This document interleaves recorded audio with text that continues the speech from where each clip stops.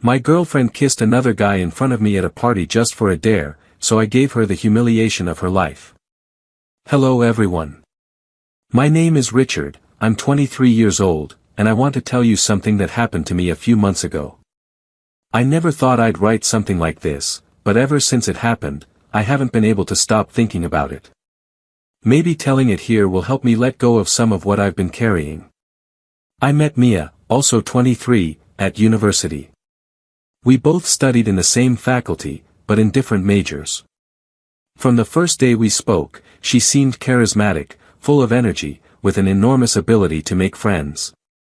I was the complete opposite, reserved, quieter, and one of those who prefers to observe rather than participate. Even so, there was something about her that captivated me. She had a contagious smile and that way of speaking with enthusiasm that made it seem like everything she said mattered. We started going out slowly.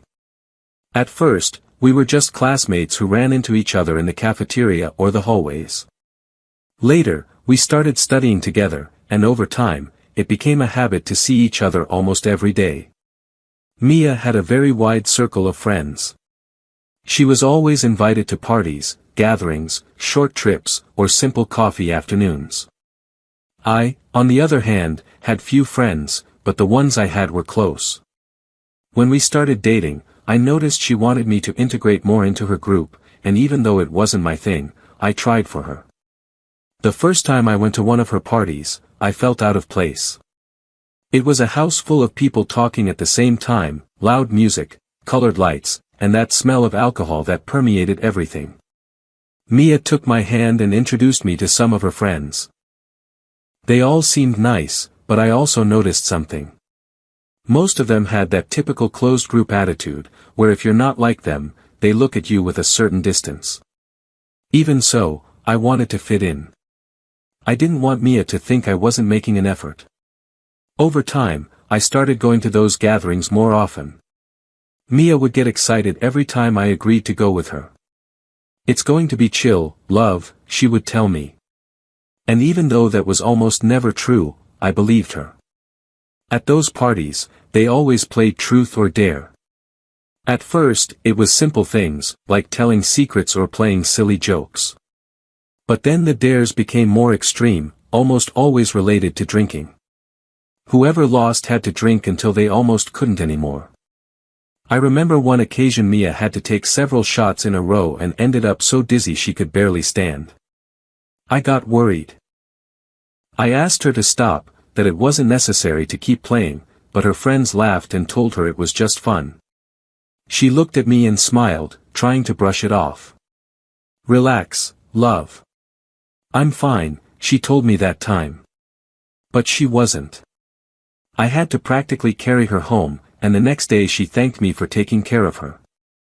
Even so, the very next weekend, she accepted another invitation. I tried to understand her. I knew, in part, that Mia was one of those people who can't stand being left out of the group. She wanted to be part of everything, to feel included, to be accepted. But I also saw that her friends weren't exactly good to her. They often made comments about her clothes or told her, in a mocking tone, that she was becoming boring since she got a boyfriend. I noticed that it affected her. She didn't say it openly, but her expression would change every time they treated her like that. One night, after another party, I told her I didn't like how they treated her. Mia, I don't understand why you stick with them. They always make fun of you, they make you do dares that leave you in a bad state, and you just laugh, I said. She sighed and gave me an answer I still remember clearly. They've been my friends for years. They're not bad, they just have a different way of being. Sometimes they go too far, yes, but in the end, they're always there. I didn't say anything else, but inside I knew it wasn't true. I felt she was doing all this just to fit in, to not be left alone. And although I didn't agree, I didn't want to be the controlling boyfriend who tells her who she can or can't hang out with. So I stayed on the sidelines until everything spun out of control. One Friday night, Mia invited me to another party. It was the birthday of one of her closest friends, Clara. I didn't want to go, but she insisted so much that I ended up agreeing. "I promise it'll be chill, just a few friends and music," she told me. Obviously, it wasn't like that. The house was full, the music was extremely loud, and you could smell the alcohol from the entrance. As soon as we arrived, Mia was received with shouts and hugs. "Mia's finally here. You're late. I thought you weren't coming." Everyone seemed happy to see her and immediately put a glass in her hand. I stayed to the side, greeting with a nod and trying to go unnoticed. She introduced me to some new faces, but most didn't even take the time to remember my name. For the first few hours, I stayed seated on a couch, observing. Mia would come and go, dance, laugh with her friends, and every so often, she'd come back to sit next to me and give me a quick kiss, as if to make sure I wasn't upset. I tried to smile, but I felt uncomfortable. I didn't like that environment. Later, they started the famous game of truth or dare. I knew that never ended well. I tried to convince Mia not to participate. "Love, what if we just watch? You don't have to play this time," I said. But she just laughed. "It'll be fun. I promise nothing bad will happen." I stayed seated by her side as the group formed a circle. There were about 10 people. The bottle started spinning, and the questions began to escalate. First, it was simple things, like confessing who they'd had a crush on or telling an embarrassing anecdote. Then the dares began: drinking, taking off clothes, kissing someone on the cheek. The whole atmosphere filled with shouts and laughter. I didn't participate, and that seemed to bother some of them. One of the guys, the kind who always seeks attention, said to me in a mocking tone, "Richard, why so serious? Relax a little, brother. You're not in church." The laughter soon followed. Mia laughed too, although I know she did it more to play along with them than out of real amusement. Still, that hurt me. The game continued. And with each round, the dares became more intense. It was Mia's turn several times to drink more than she should have. I asked her to stop, but her friends encouraged her to continue. "Come on, Mia. Don't be boring. You used to be the most fun one in the group." She would smile, even though you could tell she was struggling to stay on her feet. At one point, one of the girls, I don't remember who, made a comment about us. "So, are you two still as in love as ever? Or are you already bored of your serious boyfriend?" The laughter was immediate. I tried not to react, but I felt shame rising up inside me. Mia just shrugged and replied with a forced smile, "Everything's fine, it's just that he's not much for parties." Another girl said loudly, "Yeah, you can tell. He looks like he was forced to come." More laughter, and me, again, staying silent. I wanted to leave, but Mia asked me to wait a little longer. "We're almost done with the game. Don't go, please." I gave in one more time, even though I was already tired of it inside. That's when they proposed the final dare. Clara, the birthday girl, said it would be the bravest of the night. Everyone shouted excitedly. "Okay, what is it?" Mia asked, her face already a bit red from the alcohol. Clara smiled and said, "The final dare is for you, Mia. And it's very simple. You have to kiss a random guy here in front of everyone." The silence lasted a second. Then came shouts of surprise and laughter. Mia looked at them, confused, and then looked at me. "What? No, that doesn't make sense. I'm with Richard," she said, trying to laugh it off as a joke. But her friends insisted. "It's just a game, it's no big deal. Besides, he'll understand, right, Richard?" They looked at me, waiting for an answer, and I could only say, "If you value our relationship, Mia, don't do it." She stared at me for a few seconds. I could see the conflict on her face. She had the bottle in one hand and her glass in the other. Everyone was looking at her, laughing, pressuring her as if it were some kind of spectacle. "Come on, Mia, it's just a kiss, it's not the end of the world, someone said from behind. And then it happened. She did it. She walked over to some random guy from the group, took him by the neck, and kissed him. It wasn't a quick or joking kiss, it was long, with everyone screaming around them. And before she did it, she looked at me for just 1 second, as if she were looking for my permission, as if deep down she wanted me to stop her. I didn't. I stayed still, my heart racing, watching as the person I loved kissed someone else right in front of me, just for a dare. And in that moment, something inside me broke. When Mia separated from the guy, the place erupted in laughter. It wasn't laughter of amusement, it was cruel laughter, the kind that sticks in you. Everyone was applauding, shouting, and making comments between cackles. Some were recording with their phones, others simply watched, enjoying the spectacle. And I was there, motionless, feeling how every laugh echoed in my head. It wasn't just the kiss that hurt, it was the humiliation, the fact that she did it in front of me, knowing what it meant. The fact that everyone was mocking, as if watching someone break inside was entertaining. I felt a mixture of rage, shame, and sadness rising in my chest until I was choking.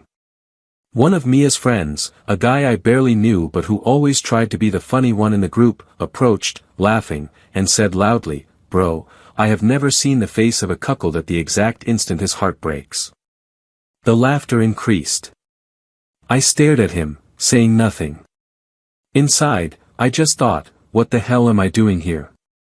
Mia turned to me and said, still with a nervous smile, "It was just a joke, love. I hope you're not uncomfortable." That sentence pierced me. I hope you're not uncomfortable. After kissing another guy in front of everyone. Before I could answer, one of the girls in the group picked up an empty beer bottle. She held it like a microphone and said between laughs, "Now we will have an exclusive interview with the cuckold of the year. Richard, what is your opinion on what just happened?" The laughter grew louder. I couldn't believe what I was seeing. It was as if everyone had suddenly turned into a single monster, one that fed on my shame. The noise, the laughter, the shouts, it all blurred together. I tried to say something, but my voice wouldn't come out. Then I heard another guy say, "Oh no, he's going to cry now. Relax, it's just a joke, man." The tone was so condescending that I felt a knot in my stomach. I couldn't take it anymore. I got up from the sofa, turned around, and started walking toward the exit. Mia came after me. "Love, wait," she shouted at me, between nervous laughs. "Don't take it so personally, it was just a stupid dare." The people behind her kept laughing. I heard someone yell, "Crybaby." And then another, "What a sissy." She looked back and, to my surprise, she laughed too. "They're right," she said. "Don't be such a baby, haha." In that moment, something inside me shattered completely. I looked at her with a mixture of sadness and repulsion. I no longer saw the same person I met at university. What was in front of me was someone completely different, an empty version of herself. I told her, my voice trembling but firm, "You're pathetic, Mia. Can't you see it? You're their clown. They are not your friends.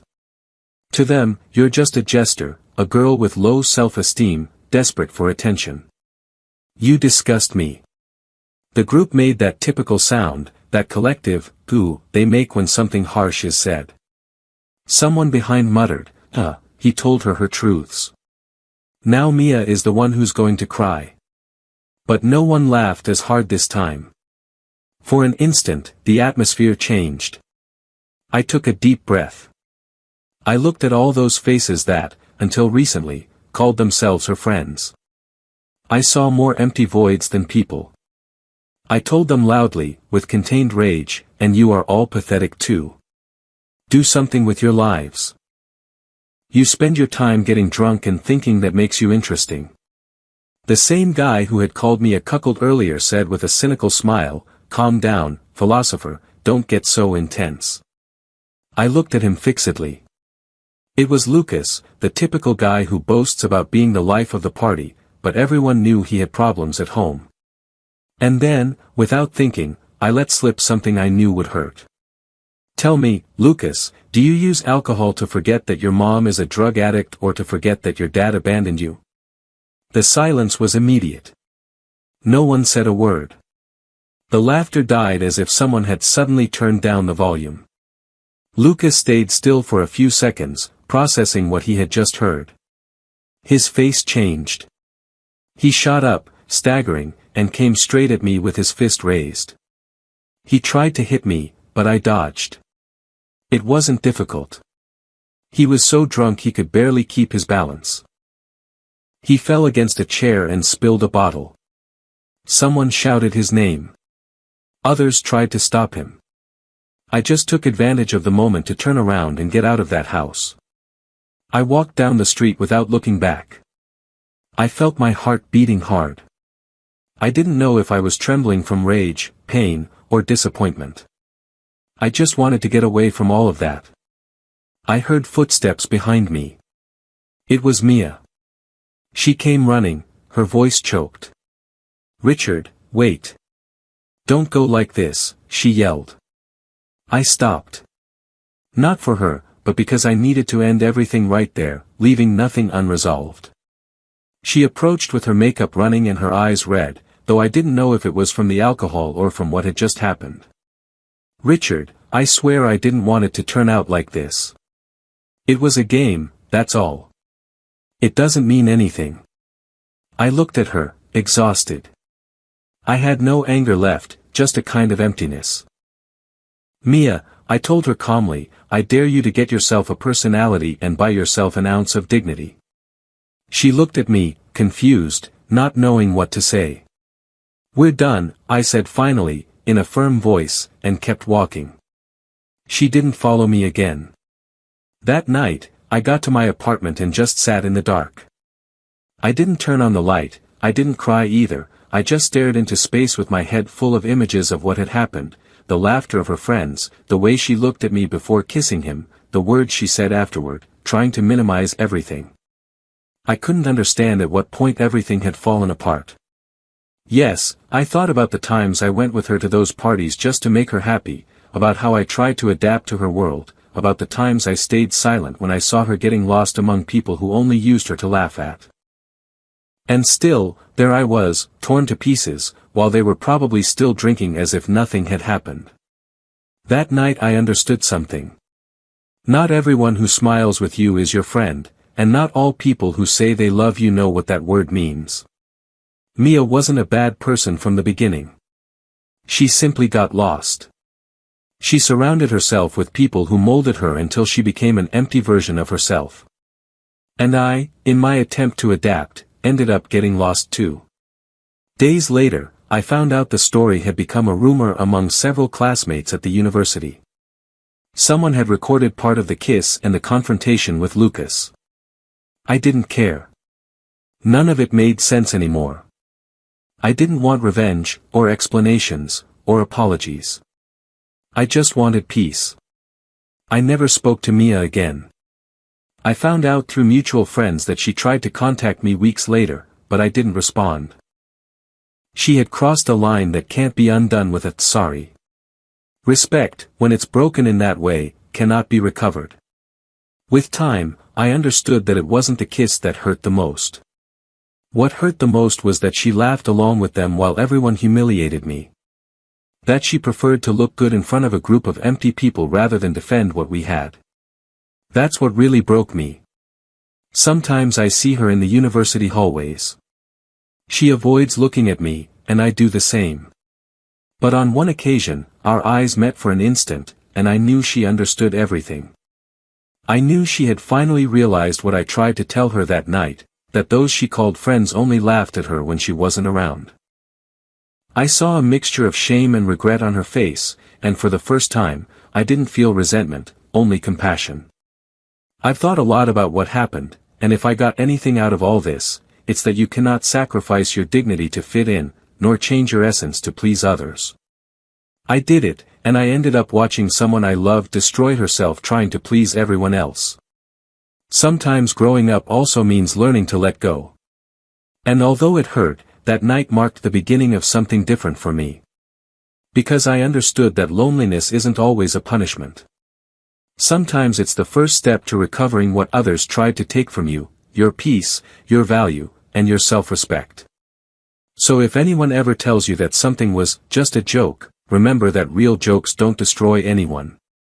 That was the last time I let someone laugh at the expense of my heart.